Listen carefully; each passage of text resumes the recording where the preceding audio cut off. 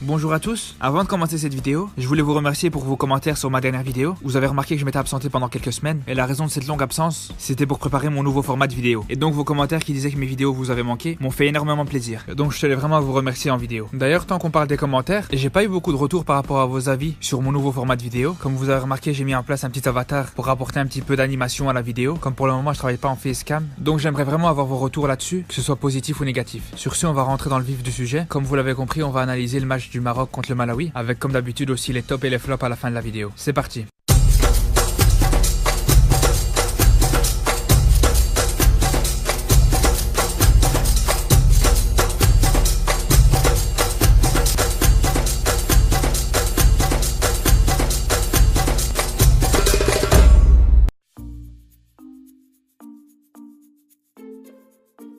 J'ai entendu que certaines personnes ont séché l'école pour pouvoir regarder ce match. Mais franchement, quand je vois la qualité de ce match, je me dis qu'ils auraient dû y aller parce qu'ils auraient rien raté. Tellement ce match était pauvre techniquement. Après, bien sûr, quand une équipe joue sur ce genre de terrain, c'est tout à fait normal de voir beaucoup d'erreurs techniques. Mais moi, quand je commence à analyser les matchs du Maroc, je peux pas commencer à prendre en compte la qualité du terrain, la température et tous ces éléments externes. Premièrement parce qu'il y a l'argument habituel, à savoir le fait que le terrain c'est le même pour les deux équipes, mais surtout parce qu'on parle de matchs du Maroc. Donc à partir du moment où tu joues avec le Maroc, tu sais que la moitié de tes matchs, tu vas aller jouer sur un terrain comme ça. Ensuite, comme je vous avais annoncé dans la dernière vidéo, Renard a amené son équipe bien au Malawi et il a laissé l'équipe type au frais à Marrakech pour préparer le match de l'Argentine. En soi, c'est pas une mauvaise chose pour moi. Ça a permis de donner du temps de jeu à ceux qui jouent pas et surtout de tester les nouveaux joueurs. Donc c'est une bonne chose d'avoir pris cette équipe B, mais ce que j'espère surtout, c'est que ceux qui ont fait un bon match seront récompensés mardi à Tanger, parce que comme je vous ai dit, c'était vraiment un vieux match, mais après ça n'empêche pas qu'on a vu des choses très intéressantes. L'équipe a commencé dans un 4-2-3-1 et a passé une bonne partie du match avec une grande maîtrise du ballon. Hafedi n'a pas été exceptionnel, mais elle a le mérite d'avoir bien géré le milieu de terrain et elle a bien rempli ses fonctions de relayeur et de distributeur. D'ailleurs, quand il est sorti et que l'équipe est passée en 4-4-2, on a bien senti que le Maroc avait plus de mal à garder le ballon. Ensuite, pour sa première, le jeune Idrissi a été vraiment pas mal. Après, je veux pas dire comme certains qu'il a fait un grand match, mais il a su se montrer simple et il a même récupéré quelques ballons. Après, il a fait quelques erreurs qu'on peut lui pardonner comme c'est sa première sélection, comme son occasion ratée devant le but vide après le deuxième coup franc d'Al-Lioui. Sur le côté droit, que ce soit en première mi-temps avec Hadraf, le joueur du Raja, ou en deuxième avec El Haddad, le joueur du WAC, ils ont fait tous les deux le même type de match. De toute façon, comme on voit, c'est tous les deux le même profil de joueur. C'est deux ailiers gauche rapides, techniques et explosifs, avec un manque d'intelligence de jeu. Et quand je dis qu'ils ont fait plus ou moins le même match, c'est qu'ils ont tous les deux joué sur leur côté opposé, et en plus l'un comme l'autre, ils ont proposé des choses intéressantes. D'ailleurs à eux deux, ils ont les deux seuls tirs cadrés du Maroc pendant ce match. Parce qu'il faut savoir qu'un poteau c'est pas considéré comme un tir cadré dans les statistiques. Et ensuite que ce soit l'un ou l'autre, ils ont perdu beaucoup de ballons bêtement. Après si on doit retirer un homme du match, j'hésite entre trois joueurs. Le premier c'est bien sûr Al-Lioui. Franchement je sais pas vous mais moi il m'a fait rêver. Il a plus joué avec le Maroc depuis 2017. On se rappelle tous de son magnifique but contre la Côte d'Ivoire, qui nous a qualifié en quart de finale de la Coupe d'Afrique. À l'époque il était en Ligue 2 avec Nîmes, puis en fin de saison passée il fait monter son équipe en Ligue 1 grâce à un coup franc magnifique. Donc à l'époque on se dit c'est super, il va être en forme pour jouer la Coupe du Monde. Et là bim, quelques semaines avant le mondial, il se fait une rupture du tendon d'Achille. Donc là quand tu vois qu'il revient et qu'il te met deux poteaux rentrants sur coup franc, que pour le même prix c'est un doublé, franchement j'ai juste envie de dire bravo et masha'Allah. Ensuite l'autre joueur qui m'a fait vibrer dans ce match, c'est Bourabia. Mais il a été monstrueux. On l'a vu partout dans le milieu de terrain. Moi je vous dis, le numéro 10 du Malawi va faire des cauchemars de lui. Sur tout le match, le joueur de Sassuolo a perdu que 2 ballons. Il a vraiment été irréprochable dans son jeu de passe. Mais là où il a été vraiment incroyable, c'est dans la récupération. Le mec il a récupéré 17 ballons, je sais même pas si vous imaginez. Après bien sûr ça reste que le Malawi en face, mais quand tu fais un match comme ça aussi proche de la perfection, on doit saluer sa performance peu importe l'adversaire. Ensuite un autre joueur qui aurait pu mériter le titre d'homme du match, c'est Abdelhamid. Il fait déjà une excellente saison avec Reims, ça fait longtemps qu'il mérite d'être convoqué, et là il a vraiment montré qu'il avait sa place avec la défense du Maroc. Et déjà il a gagné tous ses duels aériens, il a vraiment montré qu'il était taillé pour jouer en Afrique, tellement qu'il a été costaud dans ses duels. Mais ce qui est intéressant c'est qu'on a vu que c'était pas juste un rock qui était bon que de la tête, parce que balle au pied aussi il a été irréprochable. Il a proposé des passes très précises sur les ailes. Ensuite il y a un autre joueur qui m'a agréablement surpris, c'est le petit joueur d'Agadir. Déjà il a pas joué dans sa position habituelle, parce qu'en club il joue sur le côté droit, et là on l'a vu à gauche, mais ça l'a pas empêché de faire un très bon match. Défensivement il a rien laissé passer sur son côté, et même si offensivement il a été un petit peu plus timide, ça l'a pas empêché de montrer quelques bonnes choses, comme quelques bonnes combinaisons avec Idrissi. Voilà, maintenant qu'on a parlé du positif, je vais m'attaquer au flop de ce match. Déjà Aïd Benasser, c'est pas possible Youssef. Qu'est-ce que c'est que ce vieux match? T'as perdu 70% de tes ballons. C'était une catastrophe ambulante. Au début du match il a fait un sombrero. Je me suis dit c'est bon là il va sortir du lourd. Mais après ça rien du tout. Que des déchets techniques, des pertes de balles, des mauvais contrôles. Il a vraiment été très mauvais. Franchement je suis dégoûté de voir que le petit Anouar de Valladolid il est resté sur le banc pour voir un match comme ça aussi mauvais d'Aïd Benasser. Ensuite une autre catastrophe ambulante, c'était El Kaabi. Ok Ayoub, je veux bien que t'as pas la taille d'Enseri et qu'en Chine t'as pas l'habitude de jouer contre des gros gabarits. Mais quand même, t'as pas gagné un duel aérien sur tout le match. Même Bouhaddouz il en avait pas à ce stade là. Mais bon au moins j'espère que ça aura eu le mérite d'ouvrir les yeux à Hervé Renard. Et enfin une dernière grosse déception c'est Walid El Hajjam. Il a vraiment été mauvais à tous les niveaux. Il a pas arrêté de se faire prendre de vitesse. Tous les dangers venaient de son côté. Il a tenté 4 centres, il n'en a réussi aucun. Et même ses rentrées en touche, c'était une catastrophe. Enfin voilà, merci d'avoir regardé cette vidéo jusqu'à la fin. Et on se retrouve dans quelques jours pour l'analyse du match Maroc-Argentine. Donc pour ceux que c'est pas encore fait, n'oubliez pas de vous abonner pour pas la rater.